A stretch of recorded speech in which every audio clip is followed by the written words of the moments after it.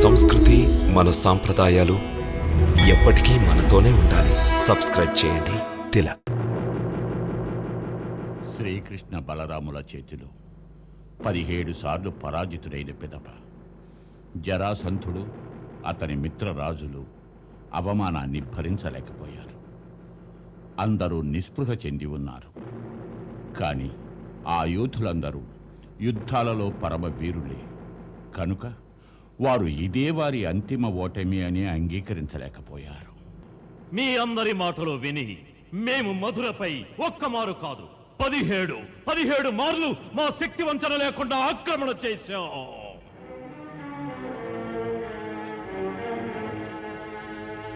కానీ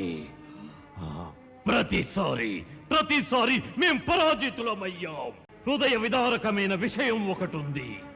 యుద్ధములో మేము విజయులం కాలేకపోయినా మాకు కనీసం వీరమరణం కూడా దక్కలేదు.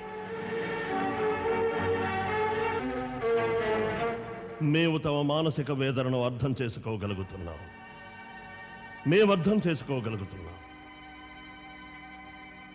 తమ స్థానంలో మరెవరైనా ఉండి ఉంటే ఈ పాటికి ఎప్పుడో అతని మనోబలం క్షీణించిపోయి ఉండేది.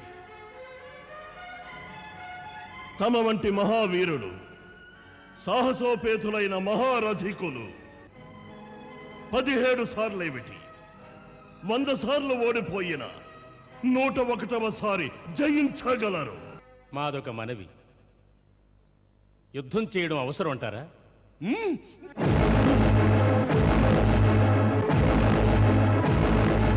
యుద్ధం వల్ల ఇరుపక్షాల వారికి ఎటువంటి లాభం ఉండదు. ఎంత భీషణంగా యుద్ధం జరుగుతుందో ఇరుపక్షాల వారికి అంత గొప్ప నష్టం వాటిల్లుతుంది.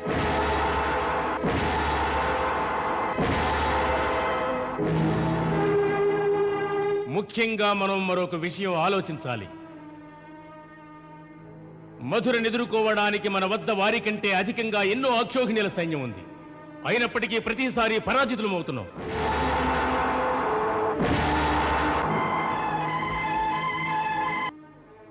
మీ అందరికంటే చిన్నవాణ్ణి అయినప్పటికీ ఒక ప్రశ్న అడిగే సాహసం చేస్తున్నాను.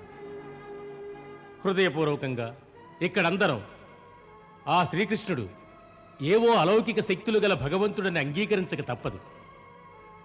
ఎందుకంటే మన అక్షోహిణి సైన్యాన్ని ఆ శ్రీకృష్ణుడు సునాయాసంగా ఓడించడమే ప్రత్యక్ష సాక్ష్యం. కనుక మనం అతనితో యుద్ధానికి బదులు సంధి ఎందుకు చేసుకోకూడదు? సంధియ? కృష్ణునితో సంధియ? మన శత్రువుతో సంధియ?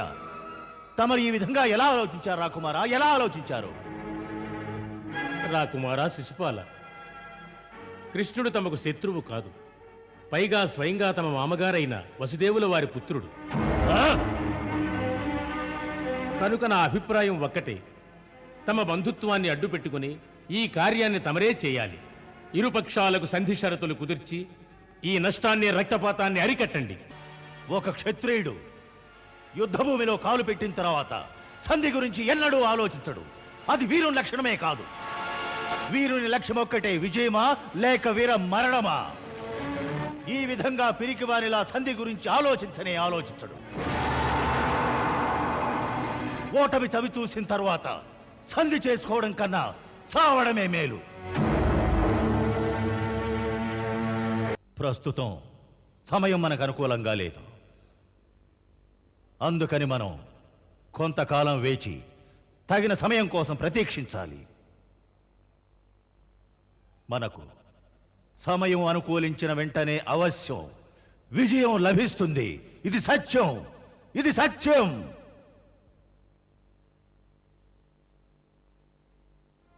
అగ్రజ, ఇక మనం ఈ మధురా నగరాన్ని విడనాడి ఎక్కడికైనా వెళ్ళవలసింది. తమరేమంటున్నారు పరంధామ? మధురా నగరాన్ని విడిచి వెళ్తారా? అవునా క్రూరుల వారు. ఎందుకు? ఎందుకంటే మేం మధురలో ఉన్నంత వరకు మధురకు ఆపదలు వస్తూనే ఉంటాయి. పరంధామ, మీ మాటలు అర్థం కావడం లేదు. చూడండి, జరాసంధునికి కేవలం మాతోనే వైరం, మధురతో కాదు. అందుకనే మేం మధురలో ఉన్నంత వరకు అతడు ఏదో ఒక నెపంతో ఇలా సమరానికి వస్తూనే ఉంటాడు. తమకు జరాసంధుని గూర్చి తెలియడం లేదు అగ్రజ. అతడొక అద్భుత జీవి. కరవాలంతో తమరు అతన్ని 2 భాగాలుగా నరికివేసి అతడు చనిపోయాడని భావించి అతన్ని వేరు చేసినా చూస్తూ ఉండగానే మరలా ఆ భాగాలు ఒకటవుతాయి. జరాసంధుడు మరలా పునర్జీవితుడవుతాడు అగ్రజ. ఎంతో విచిత్రంగా మాట్లాడుతున్నావు కృష్ణయ్య. శరీరం అనేది పూర్తిగా కలిసి ఉండేదే. ఇదేమైనా ఒక ఆట వస్తువా 2 భాగాలుగా చేసి అతికించడానికి? కానీ అతని శరీరం మాత్రం అలాగే అతికించబడింది అగ్రజ.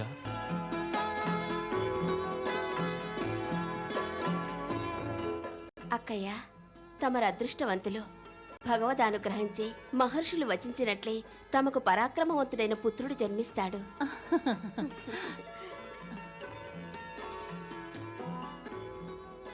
మా మనసులో మరొక ఆలోచన కలుగుతోంది. ఏమిటది? ఈ ఫలాన్ని మనం 2 భాగాలుగా చేసి తింటే ఇద్దరికీ పరాక్రమవంతులైన పుత్రులు జన్మిస్తారుగా.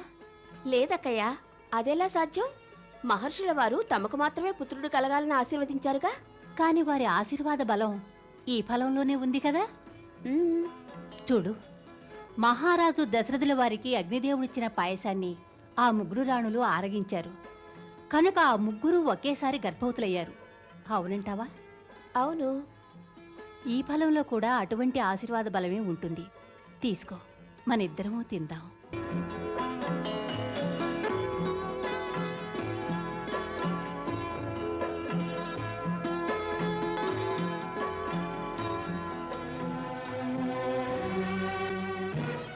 ఆ మంత్రించబడిన ఫలం ప్రభావం చేత ఆ 2 రాణులు గర్భవతులయ్యారు.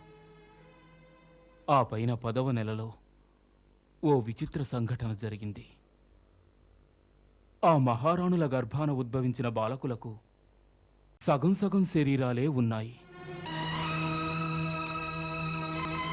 ఇంకా వివరించాలంటే ఎవరో కరవాలంతో ఒక పసివాణ్ణి 2 భాగాలుగా చీల్చినట్టున్నాయి. తరువాత ఆ శరీరాలను రాజుగారి సమక్షానికి తీసుకువెళ్లారు. వాటిని చూసి మహారాజు దుఃఖితులయ్యారు. మా వద్దకు ఎందుకు తీసుకువచ్చారు?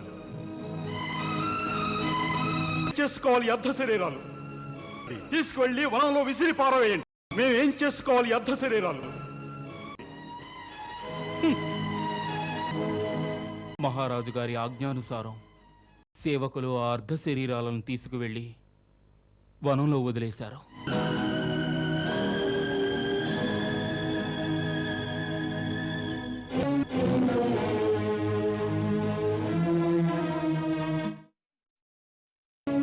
ఆ సమయాన ఆ మార్గాన జరా అనే పేరుగల రాక్షసి వెళ్తోంది.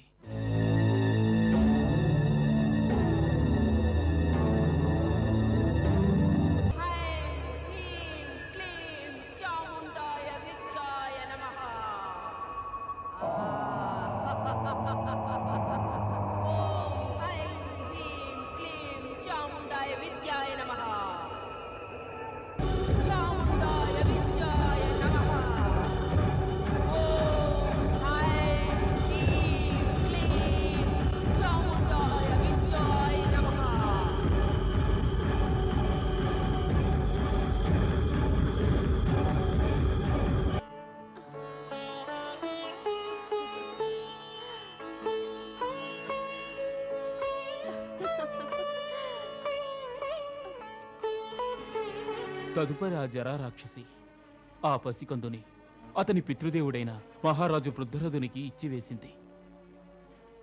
ఆ జరా రాక్షసి ఆ 2 శరీర భాగాలను సంధి చేసి ఒకటిగా చేసిన కారణంగా ఆ బాలకునికి మహారాజు జరాసంధుడనే నామకరణం చేశారు.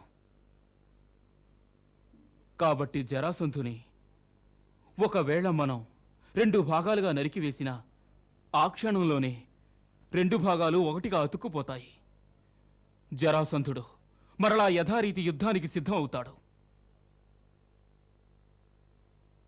అందుకే చెప్తున్నాం, ఎప్పటి వరకు జరాసంధుడు ఉంటాడో అప్పటి వరకు ఈ మధురకు ఆపదలు తొలగవు. ఎన్నిసార్లు అతడు ఓడిపోతాడో అంతకంతా ప్రమాదం సృష్టించాలని చూస్తూనే ఉంటాడు.